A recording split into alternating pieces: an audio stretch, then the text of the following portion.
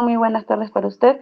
Muy buenas tardes con todos, estimados. Y bueno, me uno también a los saludos que ha dado nuestro coordinador sobre, no, sobre el Día de la Mujer, el día de hoy, ¿no? Conmemorar este día, poder sacar aspectos importantes de él para que siempre estemos mejorando como sociedad en general todos. Y vamos a iniciar nuestro curso el día de hoy. Permítanme, voy a compartir la pantalla. Ok, listo, ahora sí. Ay, a ver un momentito, todavía no me permite compartir. A ver un momentito, ya, ya está. Listo, ahora sí. Ahora sí, estimados, permítanme, quiero compartir la pantalla y ya está. Listo, ya vamos a poder visualizar nuestro material. ¿Ok? Y el día de hoy nos había quedado esta pequeña partecita pendiente de nuestra sesión anterior, ¿ok? Sobre que habíamos estado hablando sobre los manejos de las diferentes herramientas que hemos estado utilizando y ahora vamos a hablar sobre, no, acá está, ya, esta partecita nos había quedado pendiente, ¿ok? Y ahora vamos a hablar sobre las estrategias para poder manejar el estrés y mantener la eficiencia en el trabajo. Ok, y es que vamos a ver siempre algunas partes importantes, como por ejemplo nos habla de la gestión del tiempo, en el que si nosotros logramos priorizar nuestras tareas o establecer nuestras metas realistas, va a ayudar a que podamos gestionar mucho mejor el tiempo. ¿Ok? El cómo. Va a ayudar a que nosotros podamos, primero, que podamos realizar las tareas que realmente necesitamos hacer en el tiempo adecuado y evitando de repente por ahí las pérdidas de tiempo en tareas que no resultan del todo eficientes o tareas que no pueden o tareas que no resultan de importancia, ¿no? Y también estableciendo metas realistas para poder llegar a ellas mejor aún. Después también vamos a ver lo que son las técnicas del manejo del estrés, como la respiración y meditación y el mindfulness. No, es que también, como ya habíamos hablado hace un momento, sobre enfermedades, sobre enfermedades laborales, en nuestra sesión pasada habíamos hablado un poquito de ello, y de hecho para poder manejar mejor estas enfermedades, para poder tener un adecuado también control de ellas, es que nos va a ayudar mucho la respiración. Recuerden también que cuando estamos en una de las principales generadoras de este estrés, llegan a ser, por ejemplo, la sobrecarga laboral, ¿no? O el cansancio podríamos decir mental. Y la respiración nos va a ayudar siempre a la oxigenación y también poder tomar mayor calma. Y el mindfulness que nos habla también sobre los pensamientos positivos, sobre los pensamientos presentes. ¿No? Si nosotros en cualquier tipo de carga que estemos llevando priorizamos el poder, el darle poder a nuestra mente, ¿ok? Darle poder a nuestros pensamientos positivos, también nos va a ayudar a llevar una mejor y efectiva carga sobre nuestra, o mejor, una mejor y efectiva relajamiento o calma sobre lo que estemos trabajando. Después también vamos a ver la organización y espacios de trabajo ergonómicos. Siempre también va a ser bueno poder contar con organización de espacios de trabajo.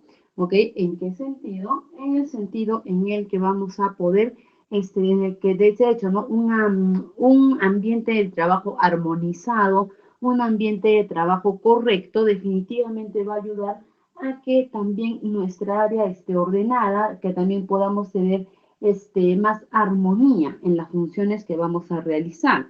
De hecho, no es muy diferente tener un escritorio de repente todo con las cosas botadas, desordenadas, a tener un escritorio adecuadamente ordenado y la ergonomía, que de hecho, la falta de ergonomía la falta de ergonomía en estos, la falta de ergonomía en estos procesos también genera enfermedades, ¿no? Como por ejemplo, malas posturas, dolores de espalda, dolores de cabeza, que también son enfermedades, ¿no? También vamos a ver los descansos y desconexión. Los descansos regulares es muy importante también para poder manejar el estrés y mantener eficiencia en el trabajo. De hecho, ¿no? Ya sabemos que en el sector público se tiene un día libre a la semana de manera obligatoria. A veces se tienen dos.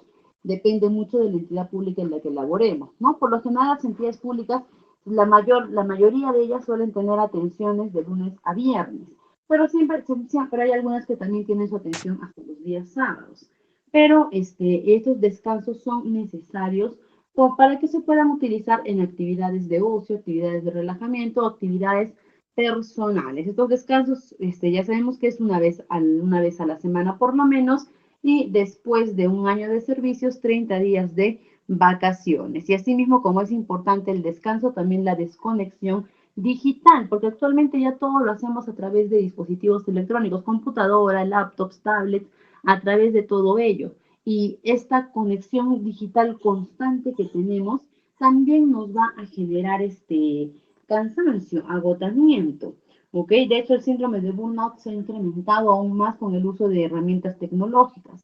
¿Ok? Y bueno, y también es importante por ello, por lo menos, por lapsos de horas o de ser posible, ¿no? Por lo menos un día a la semana, también desconectarnos de todo dispositivo, de la televisión, la computadora, las tablets, los celulares, y poder ir de repente a lugares que nos resulten mucho más beneficiosos para la salud, como el campo, lugares de aire libre, actividades de ejercicio, que eso también, o el simple hecho de descansar. ¿Ok? De descansar también nos ayuda a un mejor manejo de estrés y mantenimiento de eficiencia, porque recuerden que el descanso es incremento de energía para poder laborar. Asimismo, ¿no? Las estrategias, el ejercicio y la alimentación saludable, ¿ok? Que vamos a hablar desde la actividad física, que hace un momento les mencionaba. El ejercicio es importante. Por ejemplo, siempre se dice que nosotros somos como hojitas de papel de repente. Si queremos de repente otra analogía, podríamos decir este, podríamos decir como papelitos o como un algodoncito, en el que si nosotros manejamos este algodoncito, de repente esta cinta, scotch, incluso, si la llevamos en la calle, se va a impregnar de polvo. Se va a impregnar de polvo, se va a impregnar de suciedad. ¿Ok? Entonces somos igual, nosotros somos como esas esponjitas, como esos papelitos que nos impregnamos de estrés, nos impregnamos de estrés, de cansancio. ¿Y cuál es la mejor manera para yo quitar el polvo de un papel, por ejemplo? Sacudiendo, ¿ok? Sacudiendo. Entonces es igual, nuestro cuerpo también. Para poder limpiar esa impregnación de estrés que tenemos, es ideal sacudirnos a través de la actividad física, ¿ok? Por ejemplo, eh, ejercicio, de hecho, ¿no? Actividades al aire libre. De hecho, hay muchas personas que, por ejemplo, antes de irse a trabajar, agarran y van al gimnasio, ¿no? Y de ahí se van a trabajar. Empiezan el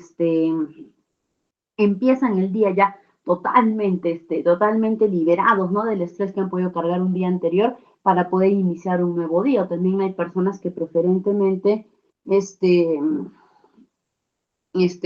hay personas que preferentemente quieren ir al gimnasio o entrenar después de su trabajo, porque ellos sienten que de esa manera liberan energía, liberan estrés, liberan cansancio. Entonces siempre es bueno. Lo importante de la actividad física es poder agarrar una rutina y ser perseverantes, y lógicamente la alimentación equilibrada, que también nos ayuda a gestionar adecuadamente el estrés y poder llevar una salud, poder llevar un estado de salud más óptimo. De hecho, la alimentación va mucho de la mano con el estrés. Está 100% comprobado por estudios que las personas que suelen ingerir alimentos que no contienen ningún valor nutricional o poco valor nutricional, o personas que de repente están con sobrepeso, o personas también que están muy bajos de peso, ¿okay? Que no están en su peso ideal, tienen más tendencia a cargar estrés por situaciones ínfimas o situaciones que normalmente no generarían esta carga de estrés.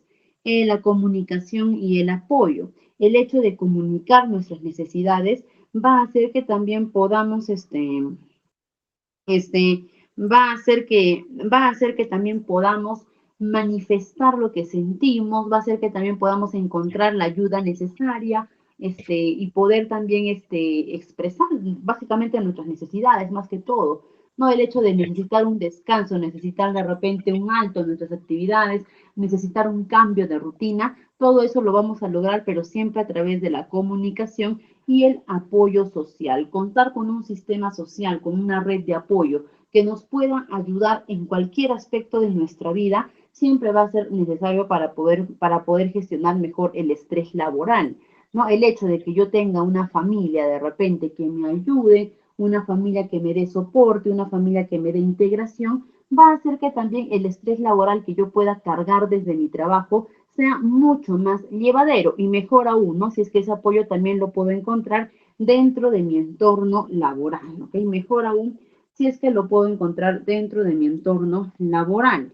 Y también vamos a ver las estrategias para manejar el estrés y mantener la eficiencia en el trabajo. Una de las últimas que vamos a ver es establecer límites y delegar, ¿no? Que ya hemos hablado bastante de la delegación de tareas, en que de hecho, si estos puestos de asistencia administrativa existe, es porque precisamente delegamos tareas y establecer nuestros límites a través también de ver hasta dónde podemos hacer o hasta dónde nos corresponde hacer.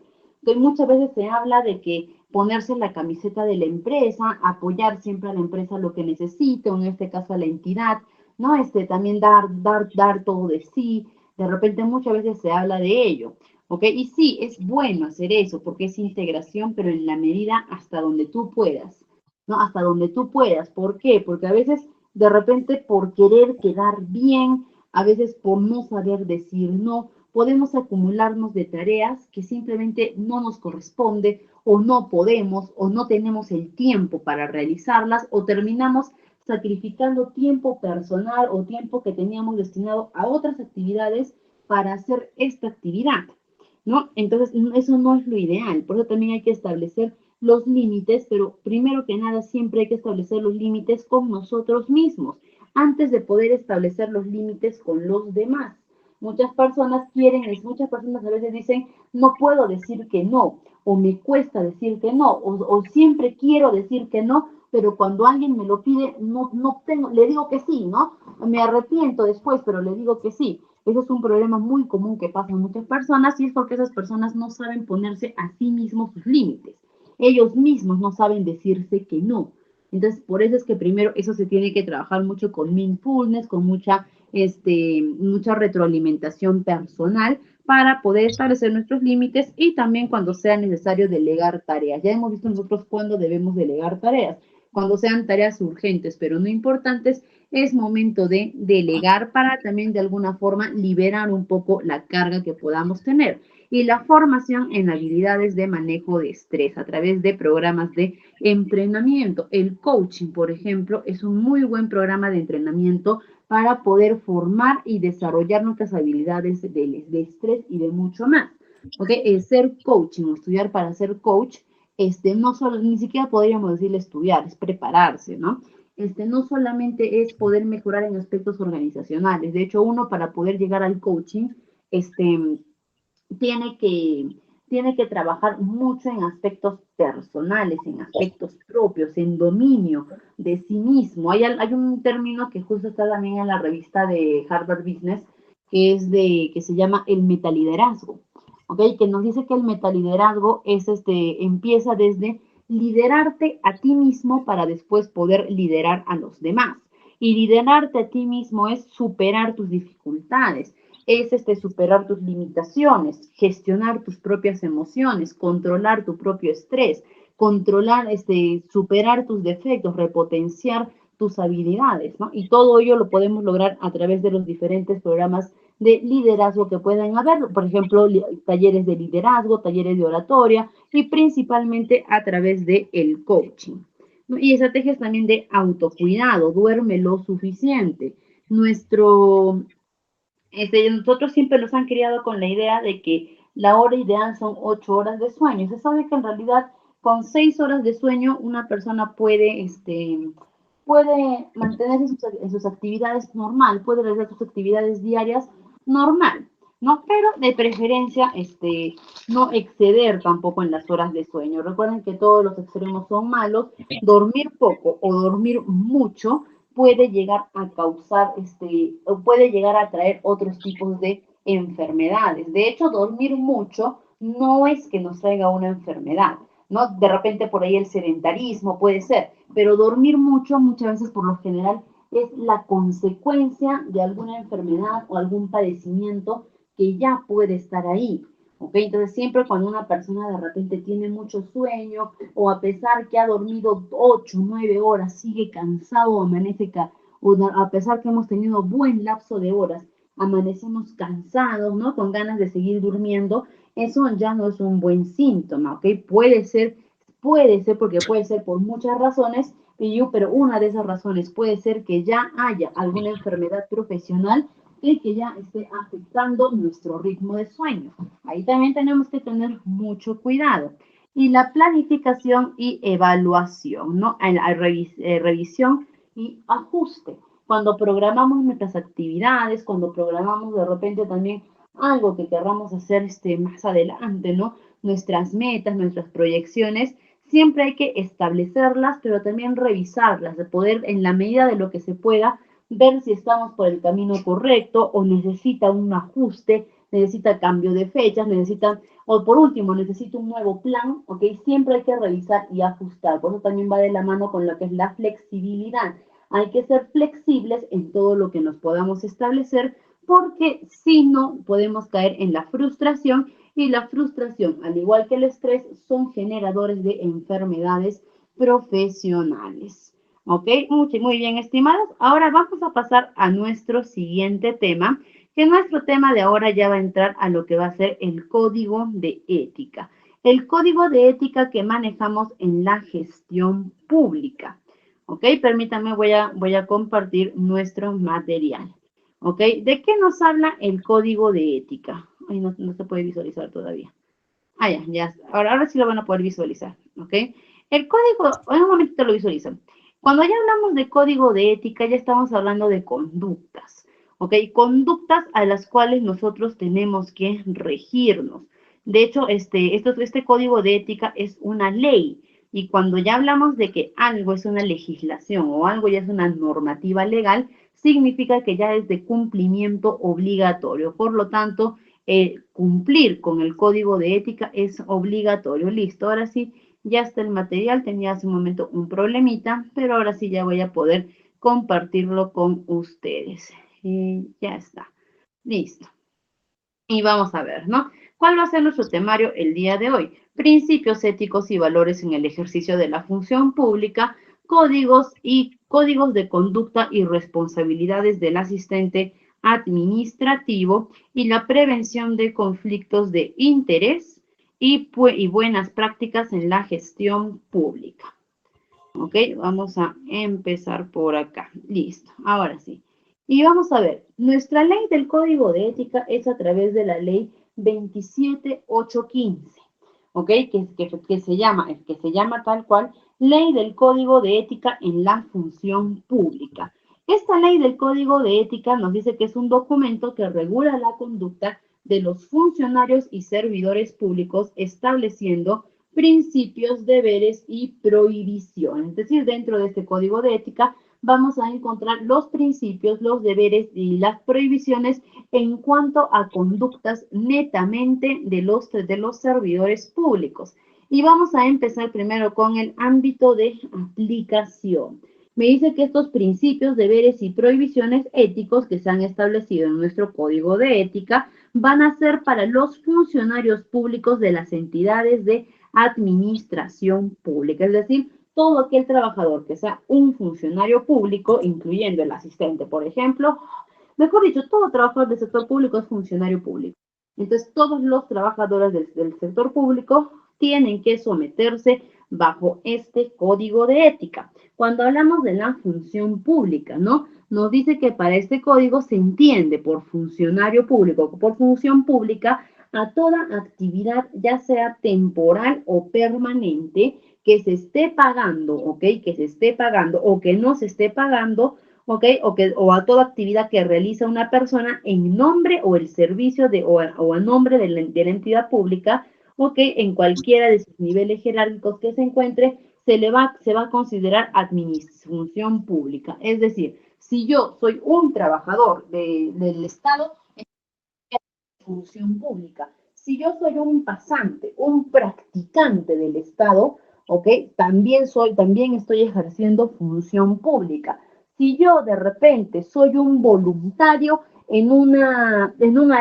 supongamos, hay un albergue que pertenece al sector público y yo soy voluntario inscrito, ¿ok? También estoy ejerciendo función pública. Por lo tanto, también me debo someter a este código de ética. Los fines de la función pública, ¿no? Me dice que los fines de la función pública, ya sabemos eso, que es brindar servicios a la ciudadanía o a la nación, ¿ok? En general.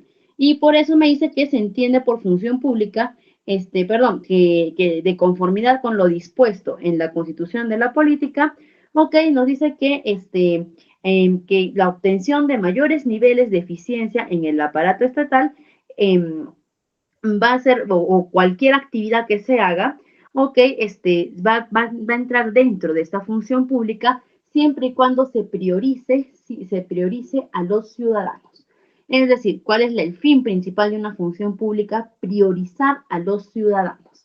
Y que todas las personas que estén ejerciendo función pública, su prioridad debe ser la atención adecuada a los ciudadanos y el servidor público. ¿No? En su cuarto artículo nos dice que el servidor público, ¿ok? Se va a considerar a todo funcionario, servidor o empleado en las entidades de la administración pública. Toda persona que esté ejerciendo alguna labor en la gestión pública se le va a considerar un servidor o un funcionario público. Por lo tanto, que para la aplicación de este código de ética no va a importar tu régimen jurídico, no va a importar tu tipo de contratación, no va a importar el grado de jerarquía que tengas, si eres jefe, si eres trabajador, si eres de staff, si eres de confianza, no va a importar eso. ¿Ok? No va a importar porque para todos en general aplica este código de ética. Eso como primera parte. Después vamos a ver por acá, ¿ok? Y también vamos a ver algunos aspectos, ¿no? Como la interpretación y consultas. Eso no lo tenemos acá, pero igual lo vamos a ver por acá. ¿Ok? Cuando hablamos de la interpretación y de las consultas, es necesario mencionar que este código ha sido elaborado por la Presidencia del Consejo de Ministros, que es la entidad encargada de dictar normas interpretativas y aclaratorias del presente código. Es decir, supongamos que hay un caso en mi empresa, ¿no? Un trabajador hace una actividad.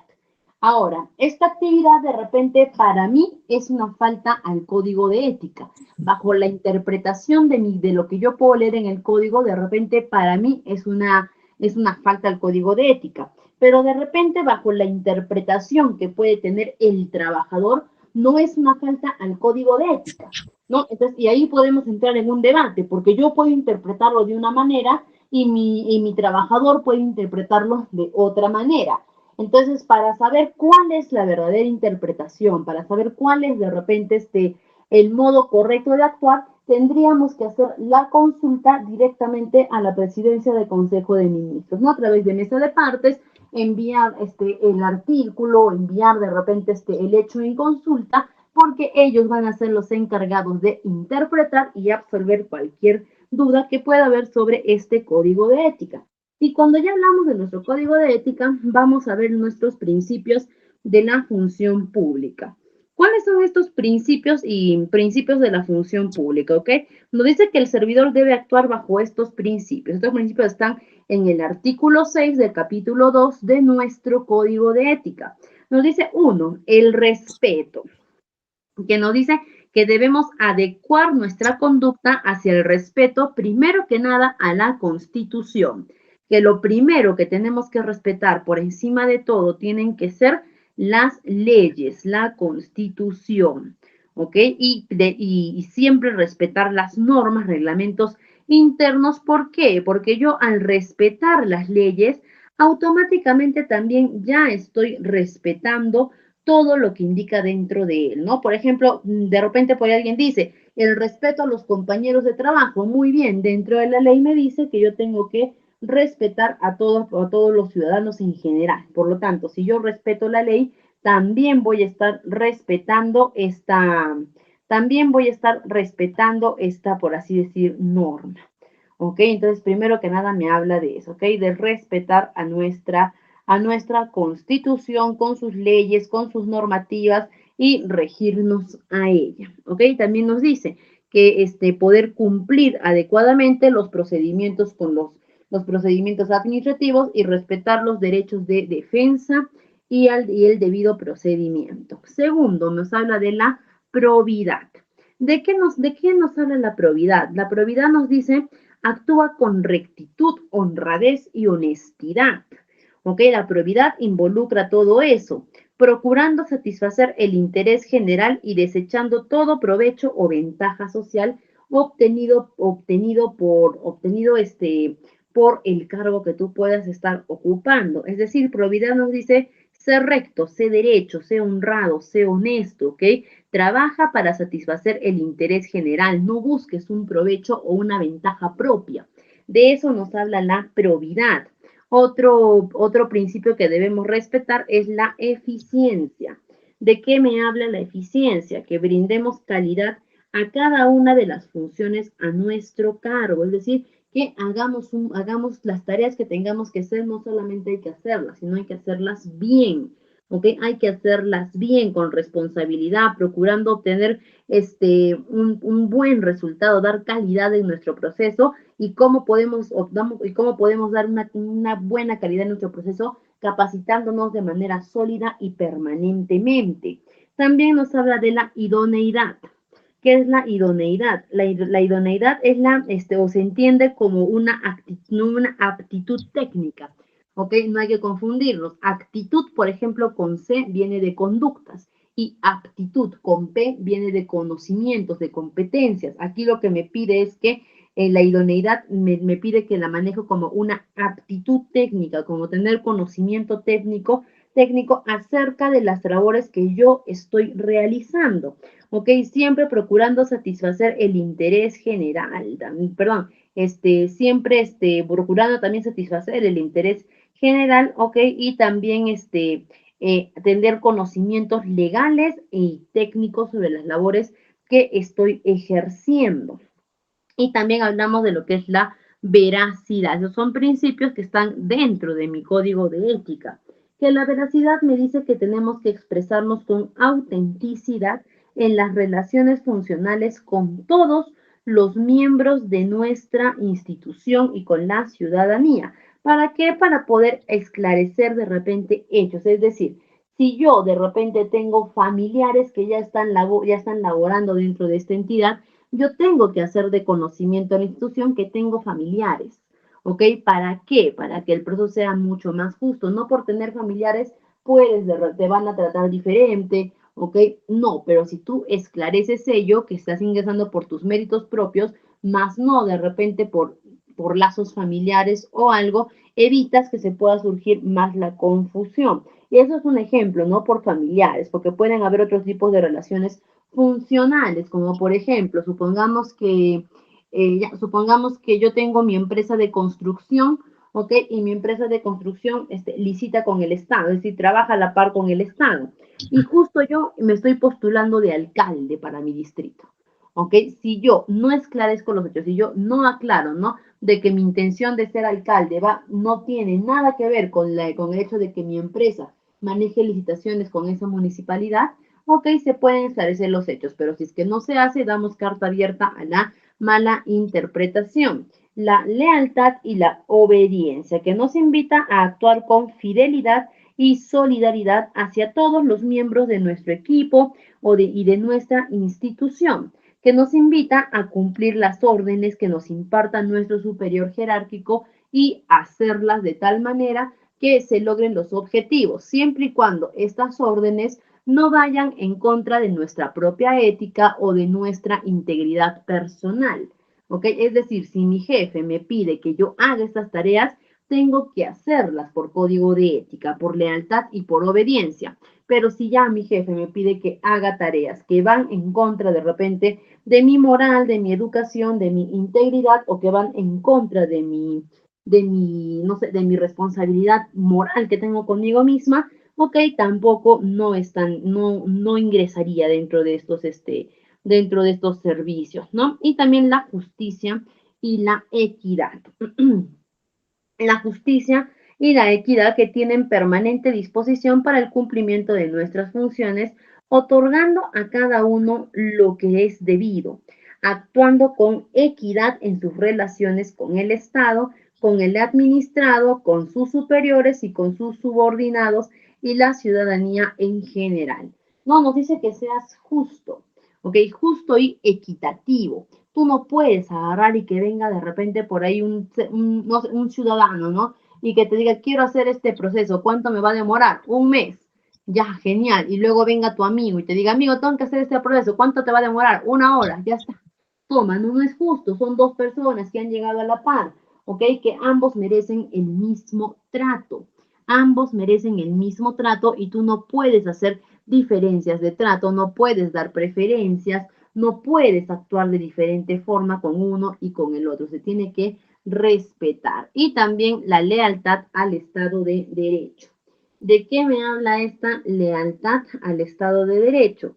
¿No? Que el funcionario, en este caso al de confianza, debe lealtad a la Constitución y al Estado de Derecho, porque ocupar cargos de confianza, en los regímenes de facto, es causal de cese automático e inmediato de la función pública.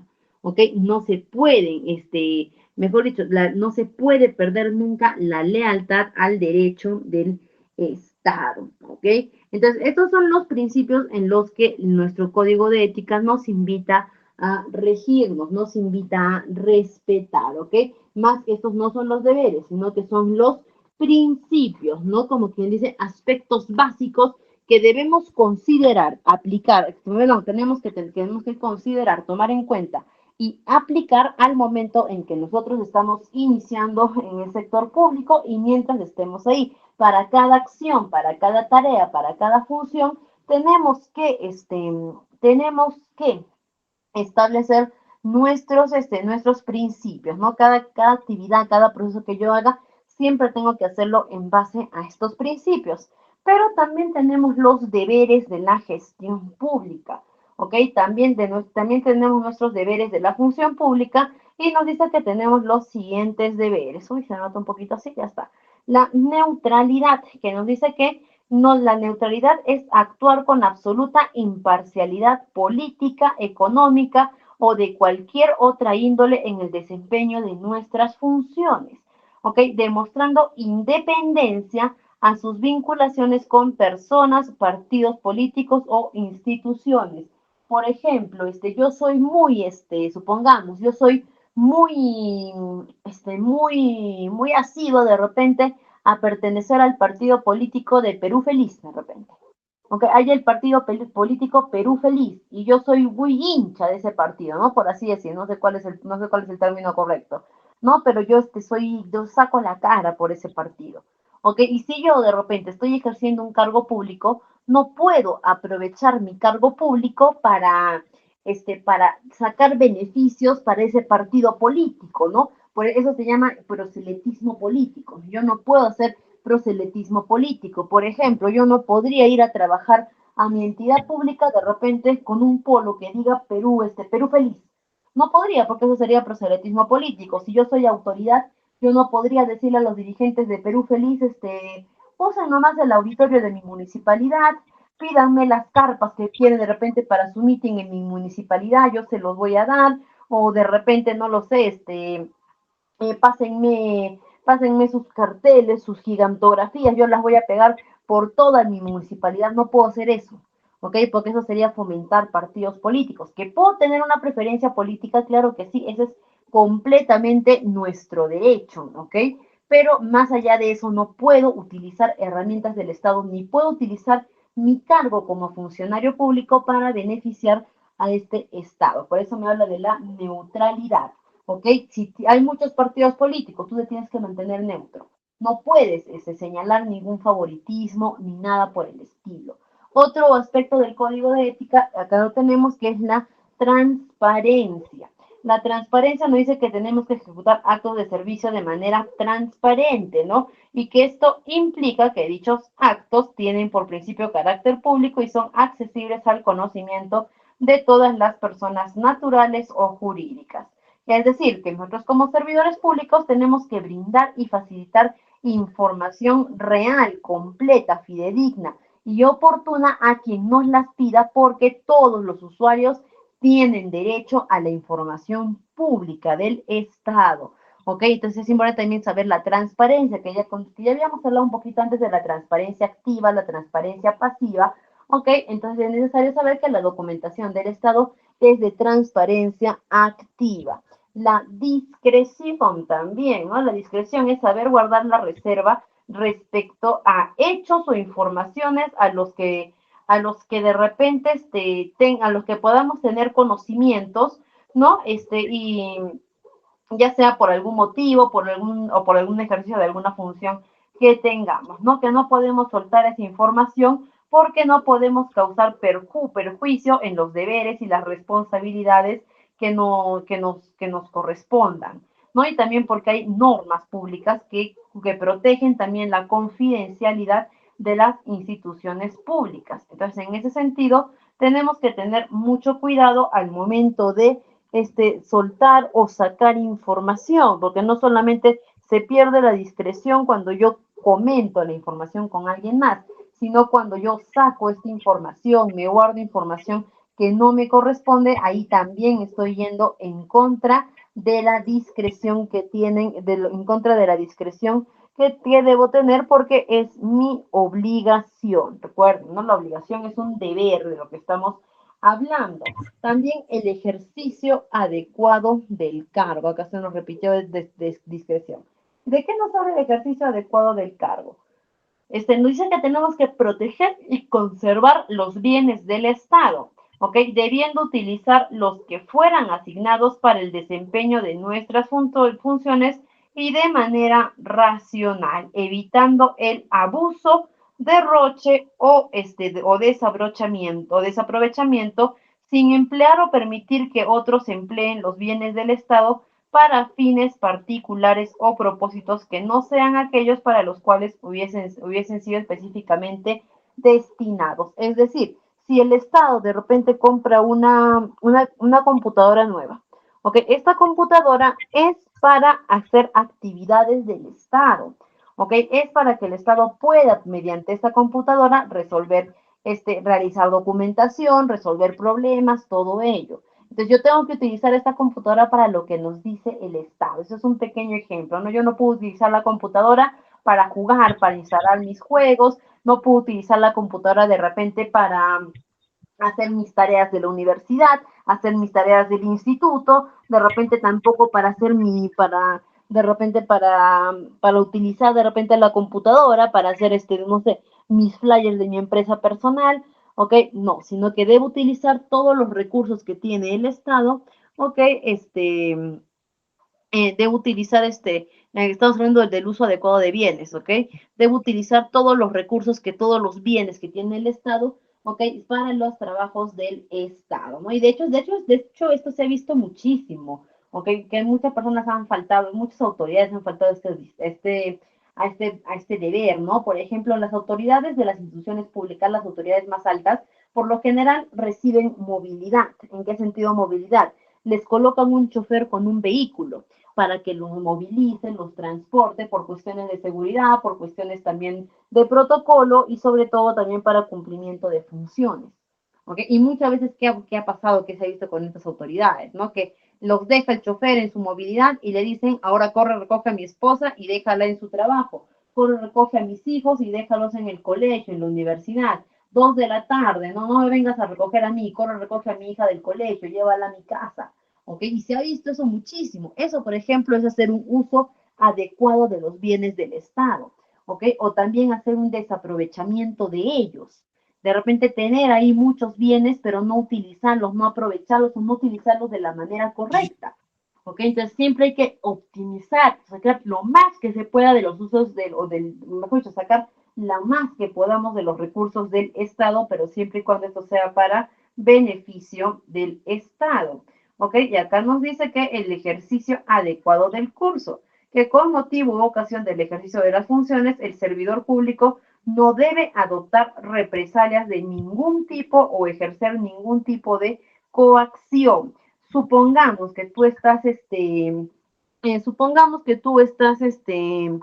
trabajando en el sector público, estás en el departamento de atención al usuario y llega, no lo sé, llega una persona que note que no la pasas, que no te caes, una persona que los dos no pueden ni verse, no pueden ni tolerarse y justo te toca a ti atender a esa persona.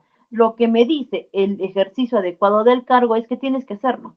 ¿Ok? Tienes que hacerlo sí o sí. ¿Por qué? Porque es parte de tus funciones. Porque esa persona puede tener problemas personales, pero en ese momento tú no eres la persona personal.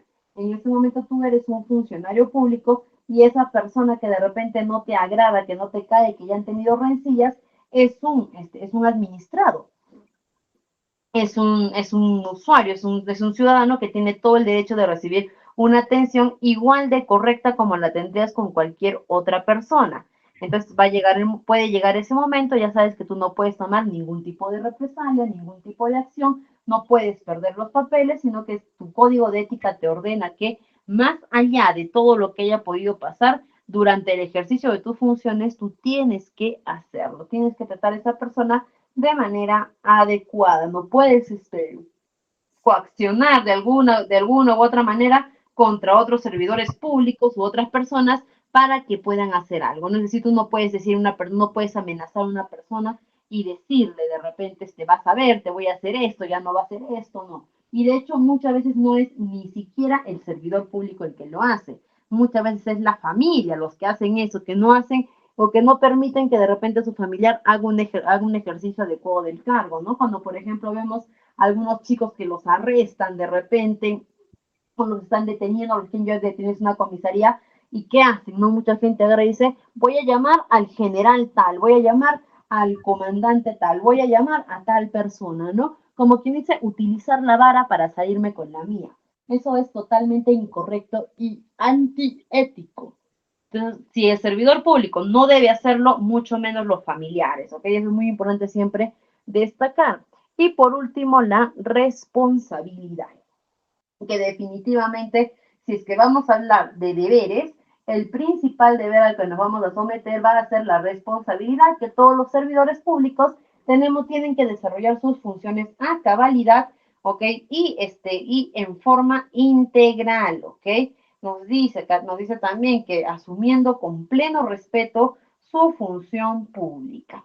Ahora, justo acá también nos habla de una partecita que va de la mano un poquito con el uso de los bienes adecuados, porque nos dice que ante situaciones extraordinarias, ¿ok? Situaciones que de repente no son seguidas, no son de costumbre, el servidor público puede realizar aquellas tareas que de repente por su naturaleza o modalidad no sean estrictamente inherentes a su cargo, siempre que ellas resulten, como quien diría, necesarias para mitigar, neutralizar o superar alguna dificultad en la que el trabajador se enfrente. Por ejemplo, yo estoy trabajando de repente, yo trabajo hasta las 3 de la tarde de repente, ¿ok?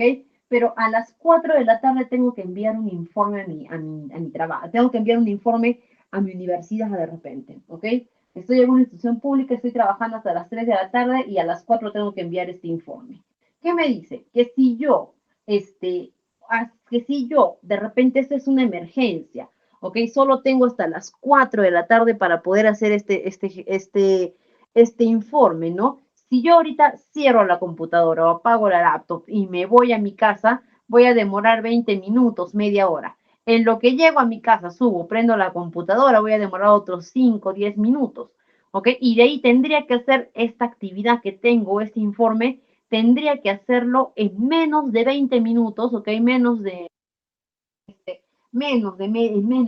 de un poco más de 20 minutos, menos de media hora para realizar este informe, lo cual podría ser muy probable que no me alcance el tiempo, que no llegue. Entonces, ahí me dicen, ¿no? Solo si es una situación extraordinaria, ¿ok? Puedes hacer uso de los bienes de la empresa, ¿no? Como por ejemplo, puedes hacer uso de la computadora, puedes hacer uso de la impresora, puedes hacer uso del papel, ¿ok? Siempre y cuando esta situación te genere problemas y dentro de la institución pública esté la forma de solucionarlo, pero recuerda también nunca caer en el abuso, ni mucho menos utilizar tus horas laborales para realizar otro tipo de actividades, ¿ok? Eso sí que no está permitido, no nos puede figurar como un deber, ¿no? Pero siempre nuestro código de ética es un poco flexible y nos dice, ¿no? Si lo consideras muy necesario, puedes hacerlo. Y ahora sí vamos a ver las prohibiciones, porque lógicamente también vamos a tener prohibiciones en nuestro código de ética. ¿Y qué está prohibido en nuestro código de ética? Vamos a ver. Nos dice las prohibiciones éticas del servidor público, ¿no? ¿Y cuáles son? Primero, mantener intereses de conflicto. Mantener intereses de conflicto nos habla de mantener relaciones o aceptar en algunas situaciones en cuyo contexto sus intereses personales, ¿ok? Sus intereses personales o laborales o económicos o financieros puedan estar en conflictos por el cumplimiento de los deberes y funciones a nuestro cargo. ¿Qué quiere decir? Nos supongamos que yo soy dueño de una empresa y quiero postularme para una licitación pública, pero también soy trabajador del Estado. Entonces, ¿qué pasa? Si yo agarro y hago postular a mi empresa que está a mi nombre, ok, muchas personas, o mejor dicho, se podría entender como que quiero aprovecharme de mi situación de servidor público para poder obtener alguna ventaja personal. ¿Okay? Entonces, no, está prohibido que yo pueda mantener este conflicto de intereses. ¿Qué más? Obtener ventajas indebidas. ¿A qué se refiere ello? A de repente querer obtener beneficios o ventajas que no me corresponden para mí mismo o para otras personas, mediante de repente el uso de nuestro cargo, autoridad, influencia o apariencia de influencia, es decir, lo que hacen las personas, ¿no? Cuando los detiene el policía, voy a llamar a mi primo, voy a llamar a mi primo que es el comandante, voy a llamar a mi tío que es esto, voy a llamar a mi papá que es el otro, ¿ok? Eso, por ejemplo, eso está totalmente prohibido, que son ventajas indebidas. Entonces, eso no se puede hacer, ¿no? Y siempre nos habla también estas ventajas indebidas de que el servidor público tiene que tratar a todos por igual, desde su mamá hasta su esposa, hasta sus hijos, hasta los desconocidos, tiene que tratar a todos por igual porque ante la vista de la administración pública, todos son iguales. Y ahí, realizar actividades de proselitismo político, lo que les había explicado hace un momento, que de repente autorizar la utilización de repente de nuestras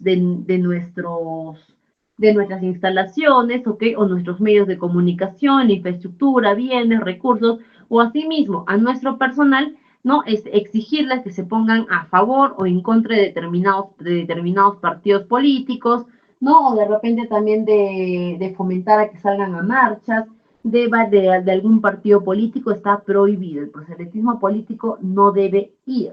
También vamos a hablar sobre, a ver,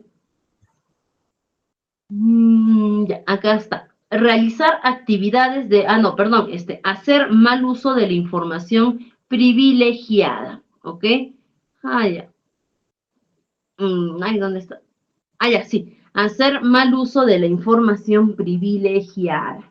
¿No? En participar de repente en transacciones, operaciones financieras utilizando información privilegiada de la entidad a la que se pertenece para que pudiera tener o brindar algún acceso a esta información para que, para que alguien más pueda sacar un derecho o algún beneficio de ello, ¿no? Porque de hecho el sector público maneja muchísima información personal, no solo del trabajador, sino de los ciudadanos. Y si yo saco esta información para algún aspecto personal o para de repente o para algún beneficio personal, primero que nada estoy haciendo mal uso de esta información, porque esta información no ha sido brindada, no ha sido creada para que yo saque algún provecho, lo cual puede terminar en una grave consecuencia.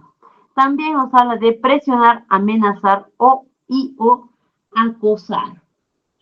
dice que ejercer presiones, amenazas o acoso sexual contra otros servidores públicos o contra otros subordinados puede afectar la dignidad de la persona e inducir a la realización de acciones dolosas. Es decir, que esto podría tener consecuencias realmente graves. El acoso, la amenaza, okay, la presión, la coacción están totalmente prohibidos y no solo prohibidos, sino que están normados como incorrectos. Y por lo tanto, si yo aplico si yo aplico algún tipo de acoso, amenaza, ¿no? O algún tipo de presión sobre otro servidor público o sobre un usuario, ok, podría ir hasta preso. Entonces, estas son algunas de las prohibiciones que vamos a tener dentro del desarrollo de nuestra gestión pública, ¿ok? Y hay que, en un ratito vamos a ver también, acá me parece que vamos a ver, sí, los incentivos, porque también nos tienen que incentivar, ¿no? Y cuando hablamos del órgano de alta dirección, ¿cómo nos va a incentivar? Nos va a decir que poder promover la cultura de probidad, transparencia y justicia, ¿ok? Que a través de capacitaciones, a través de programas de ejecución, poder promover, ¿ok? Esta cultura de probidad. También nos habla de establecimiento de mecanismos e incentivos. ¿Por qué? Porque también la entidad pública tiene que cuidar a sus trabajadores. ¿Y cómo es una forma de cuidar a sus trabajadores? De incentivarlos adecuadamente, tener acciones correctivas transparentes, ser leal a nuestro servidor público. ¿Ok? Siempre también confiar en nuestro servidor público, saber que está cumpliendo con todo ello y también supervisar. Difundir nuestro código de ética, no podemos pretender que todos dominen su contenido si nosotros mismos no lo difundimos. Por acá también vamos a ver, diseñar y desarrollar campañas educativas sobre las sanciones. Así como hay que enseñarles todo el código, también hay que enseñarles cuáles pueden ser las posibles consecuencias si es que no cumplen con esta aplicación de nuestro código de ética. Y precisamente aquí están las sanciones que pueden venir, si es que no cumplimos con este código de ética. Es que nos dicen que la transgresión de los principios, deberes, obligaciones y habilidades que tiene esta ley puede generar puede generar en realidad muchísimas consecuencias, las cuales pueden llegar a ser amonestadas o sancionadas muy severas, o pueden llegar a recibir sanciones muy severas, ¿no? Como por ejemplo podríamos empezar desde la amonestación, ¿no? Amonestación, algún llamado de atención, ok, que podamos recibir. La suspensión, ya que es cuando te vas a tu casa a descansar por un tiempo, por un lapso de días, en el que tampoco se te van a pagar y lo que se busca es que tú puedas, recapacitar sobre lo sucedido, ¿ok? Que puedas tomar alguna solución por ti mismo, ¿ok? Entonces es muy importante también, es muy importante también siempre tomar en cuenta de que esta es una de las sanciones que nos puede caer. Las multas de cada vez vamos subiendo y subiendo y subiendo y subiendo de categoría, ¿ok? Otro que puede ser es la multa de hasta 12 UITs. ¿Ok? Es decir, que dependiendo mucho de la falta, por ejemplo, una sanción un acto que es sancionado hasta con 12 UITs es el proselitismo político, ¿no? Si es que de repente, no lo sé, la Contraloría o la Organización de Control Interno me hiciese una fiscalización en mi municipalidad y encuentran que en todas las paredes de mi municipalidad están pegadas las fotos de un candidato, ¿no? Si encuentran que yo estoy difundiendo a todo el mundo que tienen que votar por este candidato para que él ingrese a la alcaldía, eso es proselitismo político y se le sanciona a toda la entidad con hasta 12 UITs. Una resolución contractual. ¿Qué es una resolución contractual? ¿Okay? Es la terminación de un contrato debido al incumplimiento de una de las partes o de ambas partes, ¿no? Lo que se puede dar por diversas razones. Es decir, que mi contrato de trabajo podría quedar disuelto. ¿Por qué? Porque como no cumplí con el código de ética, no estoy cumpliendo con mi contrato de trabajo. Por lo cual, esto no sería un despido, sino que sería un término de contrato. Se acabó. No cumpliste, ¿ok?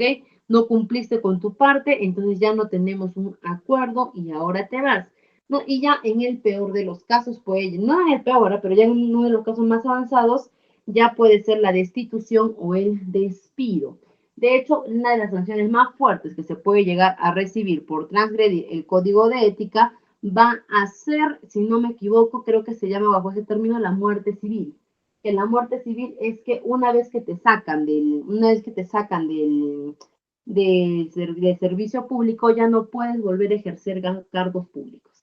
Es decir, hasta ahí nomás, de ahí ya no vas a poder ejercer más, nunca más en tu vida cargos públicos, porque civilmente, como se dice, como servidor público has muerto, por lo tanto ya no puedes regresar. Esa es una de las multas más graves en las cuales, por ejemplo, son medidas que se toman en cuenta para los que ejercen de repente actos de corrupción, corrupción demostrada, genocidios, traición a la patria, perdón, a ellos son los que directamente se les da la muerte civil, por ejemplo, ¿no?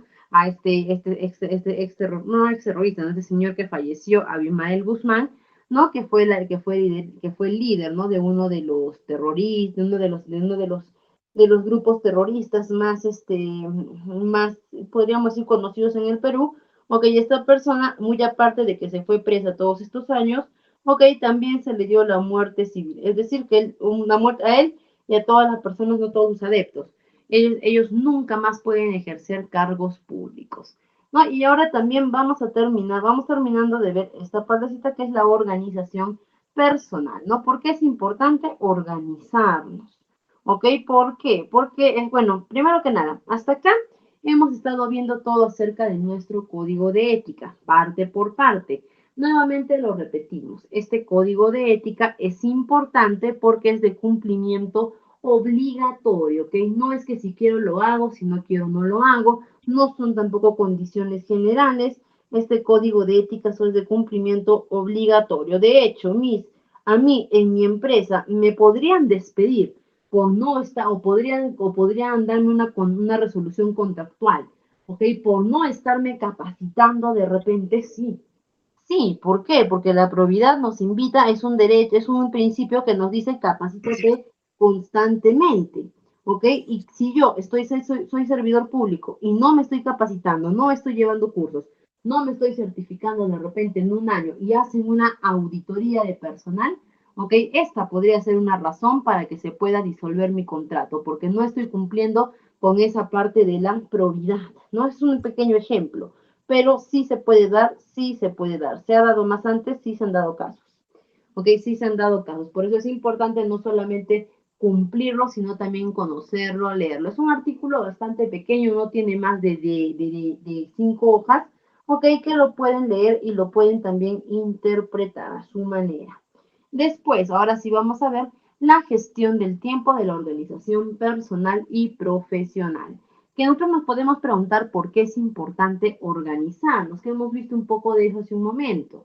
¿Ok? ¿Por qué? Porque nuestra vida personal y nuestra vida laboral debe estar debidamente organizada para poder mantener armonía en nuestros trabajos, armonía en nuestras vidas, para poder mantener orden y control. De hecho, eso es la organización, es mantener orden y control dentro de algún aspecto, ya sea laboral, personal, etcétera.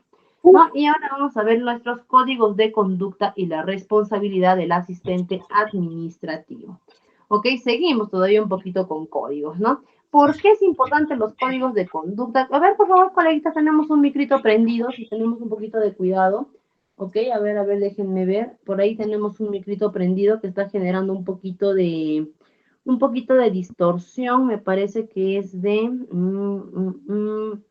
FM. Ok, de FM, por favor, hay un micrito, su micrito está prendido. Muchas gracias. Ok, muchas gracias. Muy bien, ahora vamos a seguir hablando un poquito sobre la conducta, ¿no?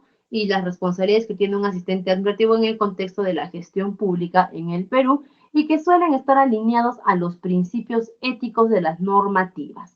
¿Ok? Es decir, estos ya podríamos decir que son códigos de conducta que también van de la mano con los principios éticos, que ya lógicamente nos habla de la ética y la legalidad. ¿Ok? La ética ya hemos visto todo lo que es, de alinearnos al alinearnos a las prohibiciones, los deberes y los principios que tiene, y la legalidad.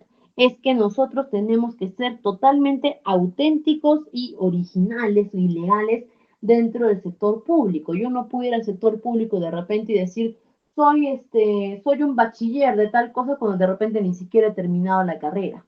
¿Ok? Yo no puedo mentir sobre experiencia, grados académicos. De hecho, en la información que yo pueda brindar como servidor público a la entidad pública no puedo mentir.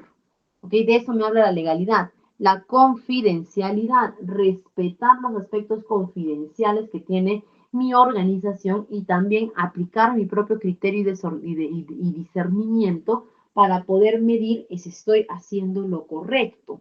La transparencia, ¿ok? Transparencia no solamente en los documentos, sino también en mi función. Recordemos, en cualquier momento ahí me pueden evaluar, ¿ok? Yo estoy libre a que me puedan evaluar en cualquier momento, entonces siempre tengo que llevar la transparencia, la responsabilidad y rendición de cuentas, sobre todo si es que manejamos cajas chicas o manejamos algún presupuesto, que no son todas las entidades del Estado, pero si es que es así, poder brindar rendiciones de cuentas adecuadas y ser responsables con las entregas de informes que se puedan solicitar o documentación que se pueda solicitar.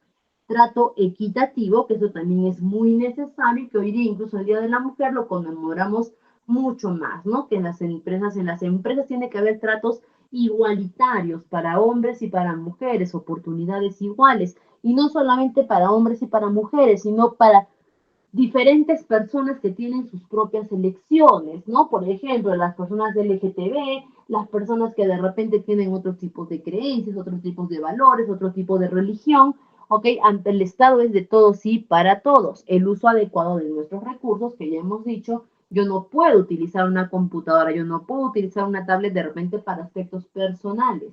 ¿Ok? Puedo hacerlo en caso de emergencia, pero no es lo correcto. Por ejemplo, recuerdo mucho que en la pandemia en Arequipa, la Universidad Nacional de San Agustín, desconozco si es que lo hicieron otras universidades, conozco el caso de esa universidad, destinó la compra de no sé cuántos celulares, creo que eran como 60.000 celulares, esos creo que no me acuerdo la marca, ¿ok? Pero eran celulares que tuviesen la opción de poder conectarse a internet, los smartphones, ¿no? Entonces, más de 60.000 smartphones creo que compraron. ¿Ok? ¿Para quiénes? Para sus alumnos de bajos recursos. Que ellos agarraron y como en la pandemia nos mandaron todos a la virtualidad, habían alumnos que simplemente no podían entrar a la virtualidad porque no tenían el acceso a internet.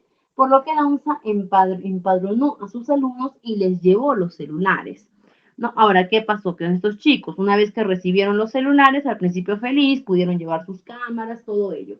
Pero después estos chicos, había pasado ya más de un año que estaban con los celulares, ya estaban retomando poco a poco la presencialidad y muchos chicos que hacían, ¿no? Yo ya, por ejemplo, vinieron a dejarme un celular, dije gracias, pero yo ya tengo el mío. Hermanito, hermanita, toma, te regalo el celular, ¿no? O por último, a veces se iban, salían y los vendían, decían, vendo celular, nuevecito, marca tal, tal, tal, ¿no? Y agarraban y los vendían. Pero después, ¿qué hizo en este caso la Universidad de San Agustín?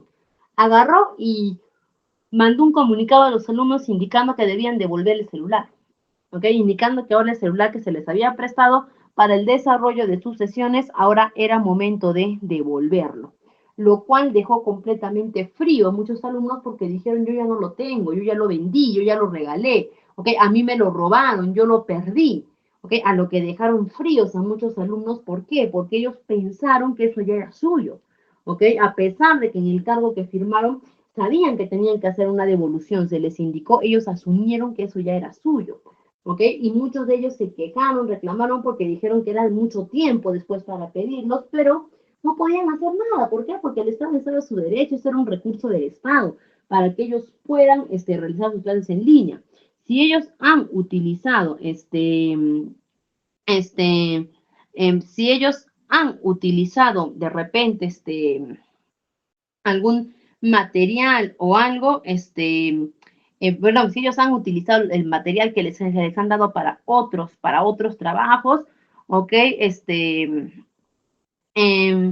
Pues también ella es responsabilidad de ellos, ¿eh? Lo correcto sería que ellos, lo correcto sería que ellos pudiesen, como quien dice, pagarlo, pagar lo que ellos han perdido, ¿no? La verdad, no sé qué se hizo, no sé qué se hizo, pero pero en realidad ellos debieron, por así decir, ellos debieron haber mantenido ese material. Me parece que al final ni siquiera lo llegaron a recoger porque ya la mayoría no lo tenía para entregar, ¿no? Entonces, ese es un uso inadecuado de los recursos. Y el desarrollo profesional, que nuevamente nuestras conductas tienen que ir de la mano siempre con buscar con la constante capacitación, el aprendizaje continuo y todo ello. Asimismo, ¿no? Ahora vamos a ver algunos pequeños casos prácticos. Un pequeño caso práctico, no, son dos casitos prácticos que vamos a poder ver para ver cómo se deben desarrollar adecuadamente en ética y conducta nuestros trabajadores del sector público. Acá nos dice, Carlos es un asistente administrativo en una oficina gubernamental encargada de otorgar subsidios a familias de escasos recursos para programas de vivienda. Su función principal es manejar los expedientes y la documentación de las solicitudes, de subsidios, ¿no? Es decir, Carlos pertenece a un programa social. El programa social, ¿ok? Sigue siendo trabajadora, pero bueno, es trabajador del sector público, pero trabaja en un programa social. ¿No? Este programa social de qué se encarga? De otorgar subsidios, es decir, que a las familias de escasos recursos les entregan un monto de dinero para que puedan ayudarse a abastecer su canasta familiar, educación, todo ello. Y nos dice que la función de Carlos es manejar los expedientes y la documentación de los subsidios. Es decir, Carlos, Carlos se encarga de recepcionar de repente las solicitudes de las familias que quieren este subsidio, de repente les piden o no de repente, ¿no? La familia no solamente les van a pedir simplemente solicitud y ya, les van a pedir documentación adicional, como formatos, de repente les van a pedir que por ahí puedan llenar puedan mostrar evidencias, puedan mostrar copias de identidad, todo ello, ¿no? Y Carlos se encarga de ello. Nos dice, ¿no? En este caso, Carlos, qué conductas va a tener que tomar Carlos por su trabajo? Ética y legalidad. Carlos tiene acceso a información confidencial de las familias solicitantes. Por lo tanto, es de vital importancia que mantenga la confidencialidad en los datos y pueda seguir con sus procedimientos legales establecidos para el manejo de esta información. ¿Ok? Es decir, para Carlos va a ser vital que él pueda manejar esta información. ¿Ok? Porque de la manera más ética y legal, porque es información confidencial. La responsabilidad y rendición de cuentas. Carlos tiene que asegurarse que estos expedientes estén completos y que sean precisos, ¿ok? Él no se puede equivocar en el proceso de solicitudes. ¿Por qué? Porque si es que Carlos se equivoca en este proceso de solicitudes, ok, primero que nada, estaría de repente beneficiando a alguna familia que no le corresponde o por el contrario podría estar quitando este beneficio a una familia que verdaderamente lo puede estar necesitando. Entonces, Carlos tiene que asegurarse que los solicitudes, los procesos de entrega, todo ello se cumplan a cabalidad, ¿ok? ¿Por qué eso? Porque después de ello también tiene que rendir cuentas. Recordemos, también hay auditorías financieras, ¿no? Y en estas auditorías documentales, en esas auditorías pueden venir y pueden revisar. Por ejemplo, eso ha pasado cuando en la pandemia se estaban dando los bonos a las personas, ¿no? Que mandaban bonos para las personas de escasos recursos, para las personas que no estaban en la planilla de las empresas, nada que les venían esos bonos. ¿Ok? Y uno entraba con su DNI, buscaba ver si nos había tocado algún bono o algo, ¿no? Entonces, eso ha pasado. Después de que ya pasó toda esta entrega de los bonos, se dieron cuenta que había muchas personas beneficiadas con los bonos que estaban en trabajos actuales, estaban en planillas, tenían muy buena posición económica y aún así les daban los bonos. Entonces, eso, por ejemplo, ha pasado, una mala gestión.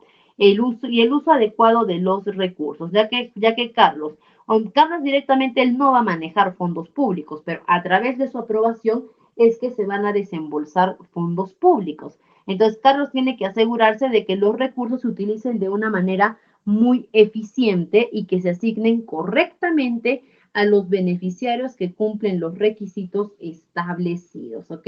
Esto es lo que Carlos tiene que asegurarse.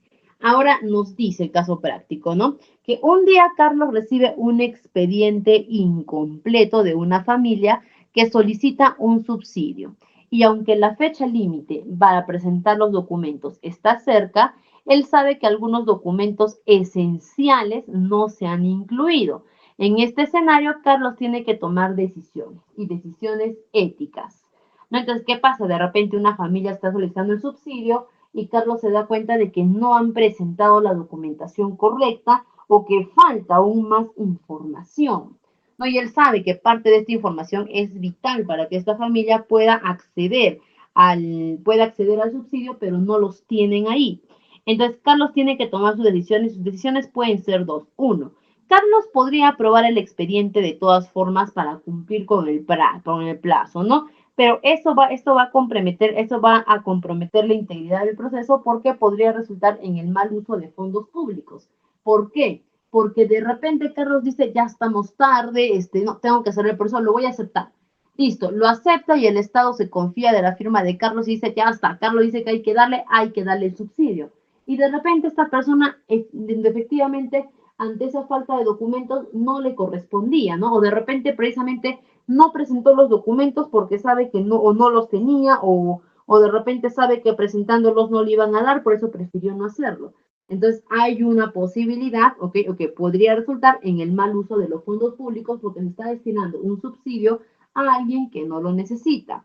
O Carlos decide informar a la familia de los documentos faltantes y extender ligeramente el plazo para que puedan proporcionar la información necesaria, ¿no? Y aunque esto va a retrasar el proceso, garantizaría la transparencia y el cumplimiento adecuado de los requisitos, ¿no? En este caso, Carlos, lógicamente tendría que tomar la opción 2.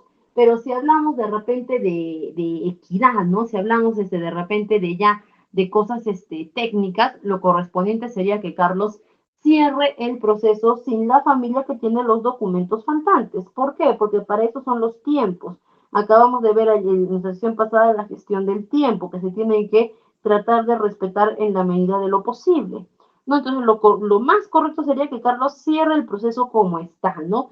Aunque esta familia lamentablemente no va a poder acceder por falta de información, eso ya también escapa de las manos de esa responsabilidad para Carlos. Acá vamos a ver la prevención de conflictos de interés y las buenas prácticas para la gestión pública. ¿De qué nos habla la prevención de conflictos de interés? No, nos dice que la promoción de las buenas prácticas para la gestión pública en el Perú son aspectos fundamentales para garantizar la transparencia y la ética y la eficiencia en el servicio público. Y algunas medidas y buenas prácticas incluyen, uno, por ejemplo, la divulgación de intereses. ¿Qué es la divulgación de intereses?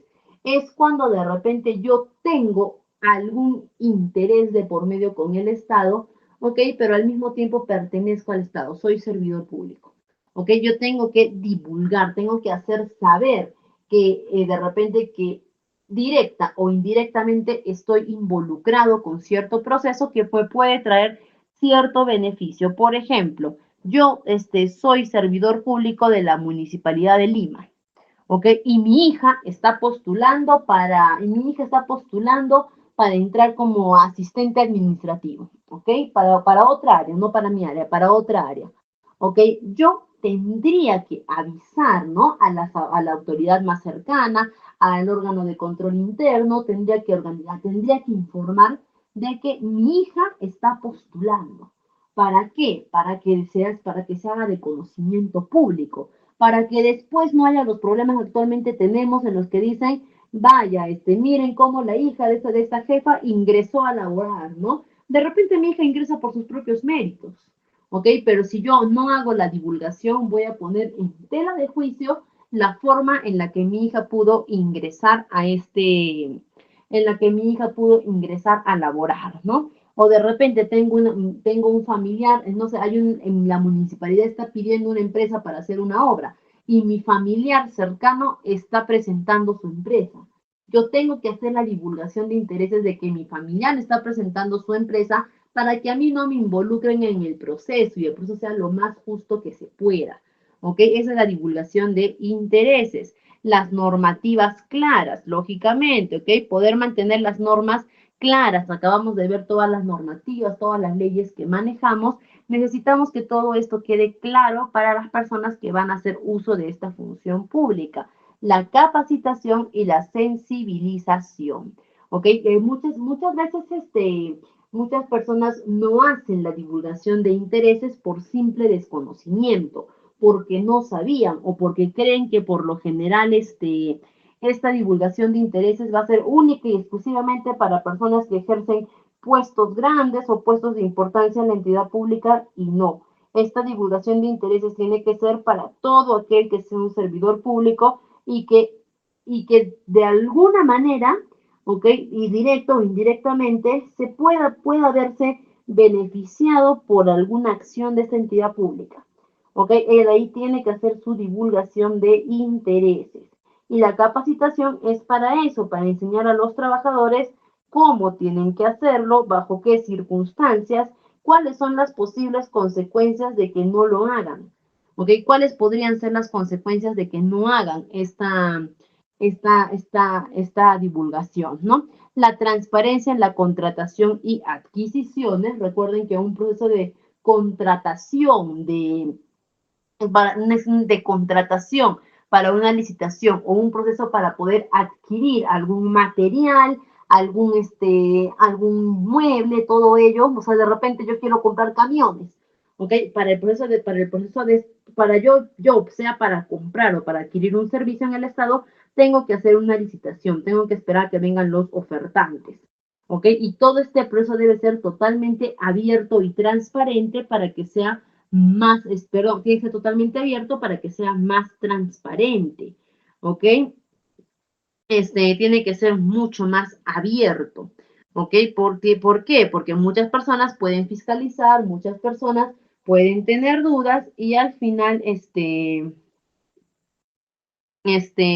y al final, pueda, por ejemplo, ¿no? Pueda de repente, terminar en actos corruptos, como por ejemplo hemos visto mucho lo de Odebrecht, ¿no? Que esto de que estas entidades públicas, por ejemplo, en base a qué hacían los contratos con Odebrecht, porque recibían alguna ganancia para ellos mismos. Entonces, por eso es que estos procesos deben ser totalmente abiertos y fiscalizados, no solamente por la OCE, ¿no? Que ellos se encargan que ellos se encargan de fiscalizar estas obras y contrataciones, sino también por la ciudadanía en general. También vamos a ver el monitoreo y la supervisión, ¿ok? Que justamente hablábamos de eso, ¿no? Que para poder evitar estos actos corruptos, estos actos corruptos, todo ello, tiene que haber un adecuado monitoreo y supervisión. ¿Quiénes se encargan, por ejemplo, de estos monitoreos y supervisiones? Que hemos visto en nuestra sesión pasada, estos, por ejemplo, la CEACE y la OCE. Ellos se encargan de monitorear que todo el proceso se dé lo más justo que se pueda. También vamos a ver los comités de ética y de asesoramiento, que toda entidad, por ejemplo, debe formar un comité de ética, ¿ok? Conformado por diferentes trabajadores, ¿ok? O también empleadores en este caso de la entidad pública, ¿no? Por trabajadores o por puestos de jefaturas, para que se puedan realizar de repente modificaciones, para que se puedan solicitar conductas o puedan entrar bajo debate alguna conducta de algún trabajador. Muchas veces un trabajador puede cometer una falta, pero queda la duda si es que es o no es contra el código de ética, ¿ok? Porque si no es contra el código de ética ya no sería una falta. Entonces siempre podemos entrar en debate, puede quedar la duda y este comité debe ser el encargado de determinar y ante no poder determinar o ante la apelación, ¿no? De la persona que se le está interponiendo esta falta de ética, ya sabemos que tendríamos que solicitar la intervención directamente de la presidencia del Consejo de Ministros para que ellos nos puedan dar, como quien diría, una guía mucho más clara sobre una guía mucho más clara sobre cómo es una adecuada interpretación y la rendición de cuentas. Recordad que la rendición de cuentas es totalmente público, abierto a todos, ¿ok? Es público y abierto a todos podemos tener acceso, todos podemos fiscalizar y lo ideal sería eso, ¿no? que todos podamos fiscalizar, todos podamos verificar que verdaderamente los gastos sean acordes a los trabajos que se están realizando, ¿no? Y también que sean justificables. Por ejemplo,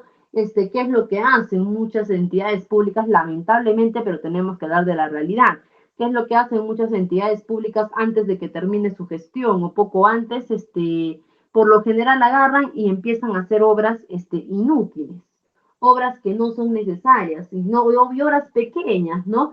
O que son rápidas, ¿para qué? Para justificar gastos. ¿Ok? Para justificar gastos, porque esa obra de repente no cuesta ni la mitad de lo que ellos ponen, pero ya es una forma de justificar gastos. Es por eso que todos los ciudadanos deberíamos tener control en nuestras rendiciones de cuentas. Y aquí vamos a ver un pequeño caso práctico, que este va a ser nuestro último caso práctico, que nos dice que un funcionario encargado de la evaluación de propuestas para la adjudicación de un contrato de obras públicas tiene conexiones familiares con una de las empresas licitadoras. Es decir, este funcionario está encargado de evaluar las propuestas que traen otras empresas, que traen empresas privadas para trabajar proyectos de las entidades públicas, ¿no? Por ejemplo, esta entidad pública de repente tiene algún proyecto que ellos mismos no lo pueden desarrollar. Entonces, ¿qué es lo que hacen? Convocan una licitación para que las entidades privadas que sí pueden hacerlo vengan y presenten sus planes de trabajo, sus propuestas, sus proyectos y de ahí poder elegir a la que mejor convenga. Este funcionario se encarga de eso, se encarga de evaluar las propuestas para después decidir a quién se contrata y a quién no. Ahora, acá nos dicen, ¿no? Para la adjudicación de un contrato de obras públicas, pero nos dice que este funcionario tiene familiares con una de las empresas licitadoras, es decir, una de las empresas que ha presentado sus propuestas es familiar directo de este funcionario público que se encarga de evaluar las propuestas.